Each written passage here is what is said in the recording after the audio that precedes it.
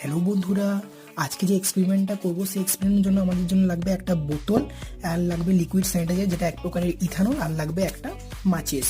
তো এটা কাঁচের বোতলে কেউ ট্রাই করবে না, সবসময় চেষ্টা করবে প্লাস্টিকের বোতলে ট্রাই করতে, ঠিক আছে?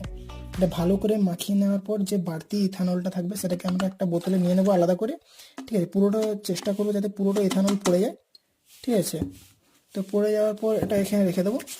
দিয়ে এখানে কি করবো না, আগুন দিয়ে দেবো, ঠিক আছে? ভেতরে যেমন আগুনটা জ্বালিয়ে দিই।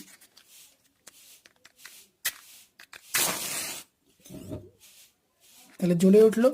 এখন জ্বলে ওঠার পর দেখবো আমরা তো পুরোটা ইথানল বের করে দিয়েছিলাম, কিন্তু ভেতরে দেখবো এখনো সামান্য পরিমাণ কিছু জল আছে। আমি হাতেও বের করে দেখাচ্ছি। তো এই জলটা কি না, যখন ইথানলটা আগুন লাগিয়ে দেওয়া হলো তখন ইথানলটা দুটো ফর্ম হলো, একটা হচ্ছে কার্বন ডাইঅক্সাইড, একটা হচ্ছে জল। এবং এই যে ভেতরে লিকুইড এটা হচ্ছে জল। কার্বন ডাইঅক্সাইড ভেতরে থাকবে না, কার্বন ডাইঅক্সাইড উড়ে চলে যাবে। তোমার যদি প্লাস্টিকের বোতল থাকে তোমরা বাড়িতে ট্রাই